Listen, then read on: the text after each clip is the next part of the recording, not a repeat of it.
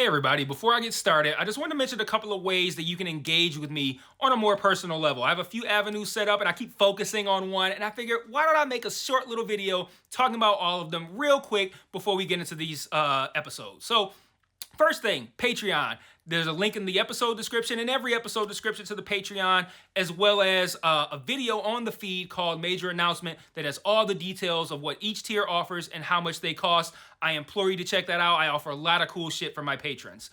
Second thing, the Discord channel. There's also a Discord link in the episode description and in every episode description. I have multiple channels set up there for each show that I'm covering, and it's a great way to just engage with me. I have a channel set up for MMA talk as well. I'm a big MMA fan, so if you're an MMA fan, you can check that out as well. There's a link to the Discord in the episode description. And then lastly, the Facebook and Twitter. Social media. Follow me on there. I post news on there. When I say news, I mean like, hey, I'm stopping covering this show. Hey, I'm starting covering this show. Let me know what you think about this. I do live watches of things on Facebook where like I'll check in and say I'm watching so-and-so show, and then I'll like live comment while I'm watching it, and that'll be cool if maybe you watch that show too and you want to watch along with me, or you're watching it later and you will see my thoughts, which are usually pretty entertaining because I'm usually pretty high when I'm writing them. So check out all those links in each episode description, and let's talk about this episode. Peace. One mic, one mic. Yeah. All I need is one mic. One mic. Yeah. All I need is one mic. One mic. One mic. Hey everybody, welcome back to One Mic, where I watch it so you don't have to. And today I'm here to talk about Season 1, Episode 1 of the new Paramount Plus series 1923, entitled 1923. This first episode I really enjoyed. I'm totally invested on what, as of now, appears to be 3 or so plot lines that this show is putting forward for this first season. I have a feeling, based upon the events of the end of the episode, that might be down to 2 plot lines, but we'll see. But right now, I'm really invested. You know, I loved 1883. If you are a fan of this channel, you already knew that. But if you're new to the channel, you're going to find out when I put out my best of 2022 video just how much I loved 1883. But let's get into talking about this, because I'm really excited to talk about this show. I'm excited to talk about this episode, which I thought was really good. And I'm excited to cover this whole season. It looks like it's going to be a great series. I don't know if it can live up to 1883, just because 1883 was heavy on what I hold a great deal of value in, which is showing me shit I've never seen before. And I enjoyed taking things like, how are we going to get these cows across this shallow river? Like something that seems like totally dumb. Like, how are you going to make an episode of compelling television about this? And this show did it. That show did it every week, taking things that seem like, you know, today would be not even obstacles. I can't even call them easy. They wouldn't even be obstacles. But these things were like life or death in 1883. And I enjoyed seeing that in a very real way. And I'm hoping that this show is going to give me something like that too. And I suspect it will with one of these plot lines. But let's get to talking about this episode. We open it with Helen Mirren's character, and I'm going to talk about that in a minute. We see her killing somebody, and we have no context for it. None of that. And it's similar to how we opened 1883. We saw a scene with Elsa where I believe it looked like she was dying. I barely even remember how it started. But we don't end up seeing the context surrounding that opening scene until the end of the season.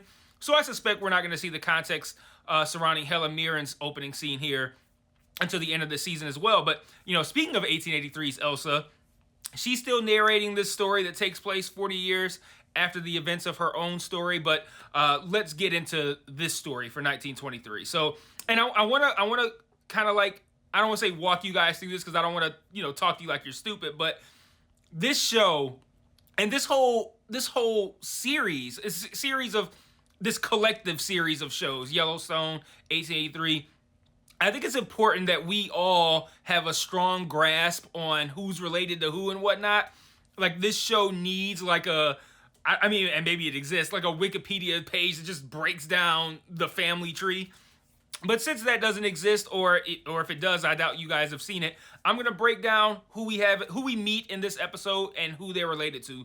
And just, you know, what we can, I guess, thereby deduce about who we're going to see later, or who's going to come out of these various relationships. So when Elsa's father, James, died, he was played by Tim McGraw in 1883. Apparently, his brother Jacob, who was played by Harrison Ford, was called in to help with the family. Now, You guys know when I first do a video about the first episode of a show, I kind of run down who plays who and where I've seen them and stuff like that, which I'm going to do with some of these other characters. But I think we can all agree for Harrison Ford and Helen Mirren, that's not necessary. So I'm going to skip that part. And by the time Jacob, and he's called Jake throughout the entirety of the show, but Jacob Dutton, by the time him and his wife Kara, who is played by Helen Mirren, arrive, James' wife Margaret, who was played by Faith. I don't know, whoever Tim McGraw's wife is. I don't know why her name escaped me at the moment, but she's died, and the kids were well on their way to doing so as well. The two boys, John and Spencer, are raised by Jacob and Kara, but they're technically his aunt and uncle. So John Dutton is played by James Badge Dale. I don't really recognize him from anything, but apparently he's been in Hulu's Rami. He had a part in World War Z, Iron Man 3, Flight, The Departed. He's done some stuff, but I don't really recognize him. But then again, he's like looks totally different than his IMDb picture on the show. So, maybe if he, got cleaned up and we saw his face a little bit easier, maybe I'd be like, okay, I remember this guy from something. But I mean, Iron Man 3, Flight, The Departed. I mean, I've seen most of these things. I just haven't seen them in forever. So if he played a minor role, I'm not going to recognize him. John is married to a woman named Emma, who is played by Marley Shelton. She's also apparently played a sheriff/deputy in the most recent Scream movies, named Judy Hicks. I haven't seen those movies, but that's all she's done that I'm familiar with. She was also a doctor in Grindhouse, both The Planet Terror and what was the other one? Death Proof. She played a doctor in those. I don't remember that. But that's John Dutton Sr. and his wife Emma. Now, I believe, just to put this out there, I believe that our John Dutton that we know from Yellowstone is like the third one. So this John is the first one. We should have a second John, who I believe we do, and then our John would be the third one. I believe. Now, if I'm wrong, I'm sure there's somebody here that can correct me in the comments, but I believe that's where we're at right now. So the other son, Spencer, is played by Brandon Sklenar. I'm not sure how to pronounce his last name. It's Sklenar. I don't recognize him from anything either, but he did a couple of episodes of Westworld, literally a couple, 2, playing someone named Henry. I don't know what season that was or who he was, but he did a couple of episodes of. Wait, is he one of the fucking? No, that's not. I was gonna say one of the. No, we saw those guys more than twice. I would say one of those techs. I feel like one of those guys was named Spencer. The two techs that I'm talking like you guys have seen Westworld. Maybe you haven't. Anyway, I'm not sure who this guy is. And then we also have Jack, who is the son of John and Emma, and he's played by Darren Mann, who has had kind of a lot of parts on a bunch of stuff I haven't seen. And then lastly, we have a couple of other parts that I think are going to be pretty big throughout the remainder of the season. We have Tiana, who is played by a relative newcomer named Amina Neves. I'm going to talk about Tiana a little bit more in the video later. And then Banner Creighton, who is played by Jerome Flynn, who I think we all collectively know and love as Bronn of the Blackwater from Game of Thrones. So it appears we're working with 3 stories to start here. We could be down to 2 by the end of the episode, but I'm going to talk about those 3. And I'm going to start with the one that I think we can assume is the main storyline, which is the one that involves the Duttons. So, like I said earlier, Jacob has moved to Montana. He's taken over the ranch. He's the livestock commissioner of Montana. And locusts and drought have been killing the grass around the ranches, just in Montana in general. Banner Creighton, again, Jerome Flynn, has allowed his sheep to graze on another man's property. And again, these are kind of things like, how do you make it compelling? Like, if somebody told me that a compelling show starts with an argument about one man's sheep grazing on another man's property, I'm like, you get this boring ass show out of my life. But Jacob will hear none of this sad violin song about how difficult it is for Bronn to get his sheep fed with everything that's going on. You don't graze on another man's land. And they almost come to blows over it. It really is like a, look, I'm through fucking around with you. Do not let your sheep graze on another man's land. Whatever your excuse is, I don't want to fucking hear it. Everybody else is making it work. You figure out a way to make it work. So Banner does find a way to make it work. He he takes his sheep to Jacob's land, cuts through the fence on purpose, knowing that it's Jacob's land, and allows his sheep to graze there. And we will revisit that scene in a little bit. Jacob, in his own effort to combat the problem, wants to send his cattle to high ground to graze. Unsurprisingly, by the time we reach the end of the episode, that same place that Jacob has sent his cattle to graze has already been destroyed by Banner's sheep. Like I said, he knowingly cut through the fence. And we end the episode, I don't know if we end the episode, but we at least end this storyline, part of the episode, with someone from afar taking a shot at Jack as Jack arrives at this place and sees the sheep grazing and the grass all messed up. Now, I'm sure my immediate thought here, and I'm sure this might be your immediate thought as well, is, well, Jack can't die because then we don't end up with John. Like, our John Dutton can't be born, right? But early in the episode, there's a moment where Jake's talking with the father of Elizabeth, and Elizabeth is the woman that Jake is scheduled to marry. And a big plot point in this episode was the fact that this marriage was supposed to take place on whatever given date, and now they're pushing it back a couple weeks to do this thing with moving the cattle up to higher land so that they can graze and be away from, not have to deal with the locusts and the drought. There should be good grass up there. But this trek is causing them to push this wedding back. And essentially, Jacob tells Elizabeth's father, like, don't look too closely into when they get married versus when they have a baby. Just don't really look too closely into that, which is essentially implying that Elizabeth is currently pregnant, even though they're not married. So if Elizabeth is already pregnant, they've made a big point about how they had to push this wedding back, this confirmation that would allow Elizabeth into the Dutton family. They've had to push this wedding back for this cattle movement thing that they got going on. Cattle movement sounds like like it's a movement for cattle rights. But all of that to me reads like Jack dies in this moment. And now they're left with this John Dutton who is not going to have a father, who is not even technically, I think, if Jack dies, Elizabeth has not technically married into the family. Is this even John Dutton? That's an interesting plot point to play out throughout the season as well. And I think this kid that Elizabeth is supposedly pregnant with is probably the father of our John Dutton. So if he's born not technically a Dutton with no father, how does that play out?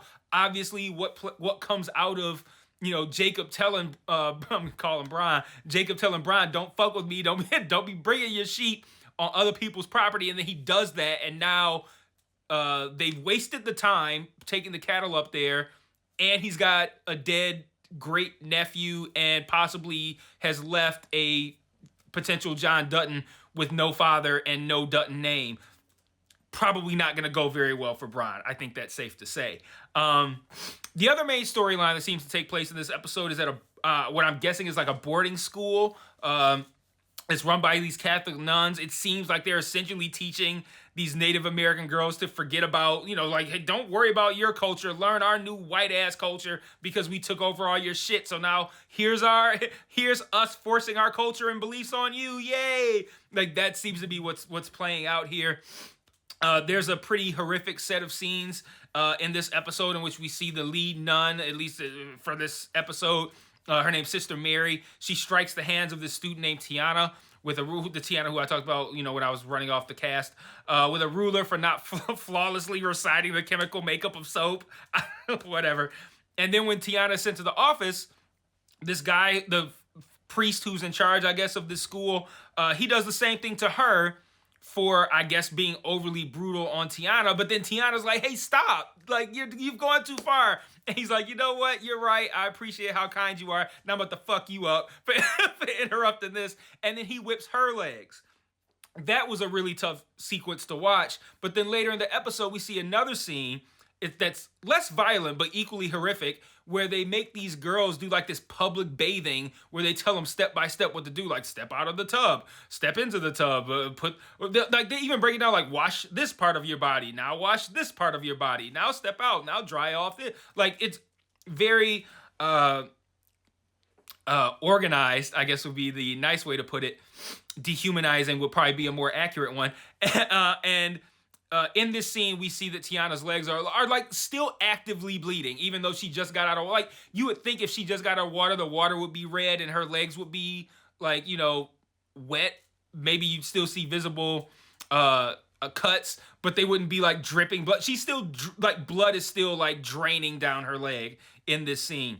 And what I love about this plot line, though, I'm gonna assume that Tiana is an ancestor of Rainwater.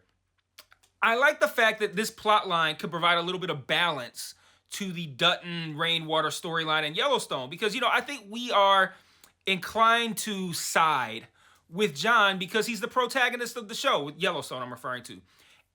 But if we look at the history of how land has changed ownership in that area of the country, we're kind of foolish to be siding with John. Like, his people, in theory, are in the wrong. Now, we've seen, obviously, the Dutton specific journey, and we know that they didn't do anything. They didn't take any land from any Native Americans. But despite this, despite the real history of what took place here, in a general sense, we side with John because John is the protagonist of the show. Again, we don't see him doing anything wrong to any Native Americans.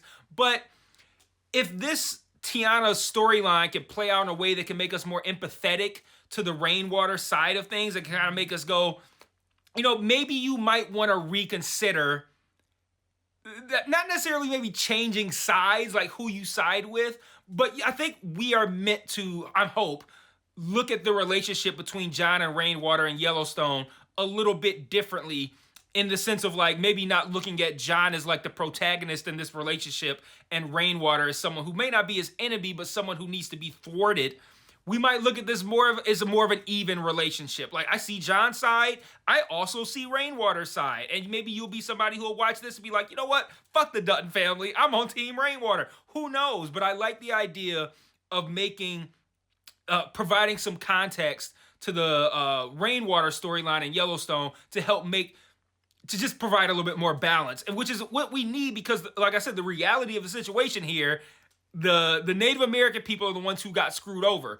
Like, it would help if this show can help make it so that the people who watch Yellowstone can see that a little bit more clearly, because it is a little bit skewed when you have the Dutton family kind of being portrayed as the protagonist, which isn't really how, again, broadly speaking, isn't how things worked out back then. We see that John didn't do anything to the Dutton family didn't do anything to any Rainwater people, at least not yet. I mean, there's still plenty of time left in this show for that to happen. But then, even then, that would be interesting too. Like, if there's some sort of conflict between the Dutton family and assuming that Tiana is an ancestor of Rainwater with them, and maybe it makes a situation where we might look at the Dutton family as like the bad guys in Yellowstone, and we might totally change sides and be fans of Rainwater. So, like, I just like the fact that this storyline, I think, is going to at least provide some additional context to the present day storyline. It could help change our perspective on how we view this back and forth between John and Rainwater on